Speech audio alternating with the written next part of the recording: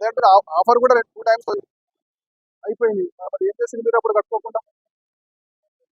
అంటే మీరు ఆఫర్ గురించి మాట్లాడుతున్నారు అంతేగాని ట్రాఫిక్ డిసిప్లిన్ ఉందాం, చలాన్స్ రాకుండా చూస్తున్నాం అనేది ఏముండదా? అది కాదు కదా బ్రదర్, చలాన్స్ జనరేట్ అయిన తర్వాత చలాన్స్ కట్టడం గొప్ప విషయం కాదు. ఆ చలాన్స్ రాకుండా చూసుకోవడం అనేది గొప్ప విషయం. అంటే ఏం చేయాలి దానికి మీరు? ట్రాఫిక్ రూల్స్ పాటించాలి. అంటే మీరు ట్రాఫిక్ హెల్మెట్ ఒకటే కాదు బ్రదర్, అందులో ఏముంది ఇప్పుడు వైలేషన్ చూసి ఫస్ట్ వైలేషన్ ఏముంది? సిగ్నల్ జంపింగ్ ఉంది, రాంగ్ రూట్ ఉంది. ఇవన్నీ ఎంత డేంజర్. ఇప్పుడు నీకున్న వైలేషన్స్ అన్నిటికీ యాక్సిడెంట్ అనేది అవుతుంది. యాక్సిడెంట్ అయితే ఏమవుతుంది? నీకు ఏమన్నా అవ్వచ్చు, నీ వల్ల వేరే వాళ్ళకన్నా ఏమన్నా అవ్వచ్చు. మరి ఆలోచించాలి కదా అట్లా కట్టాలి. మరి ఇప్పుడు మీరు 5045 రూపీస్ మీరు చలాన్ కట్టిన తర్వాత మరి మీరు వెళ్ళాలి. మీరు జొమాటో డెలివరీ బాయ్ అంటున్నారు, ఎంత మీ శాలరీ? సరే మరి మీరు ఎంత డిసిప్లిన్ ఉండాలి మరి. ఇప్పుడు చలాన్స్ వచ్చినైతే దాని అయితే మనము అవాయిడ్ చేయలేము కదా, ఖచ్చితంగా కట్టాల్సిందే కదా.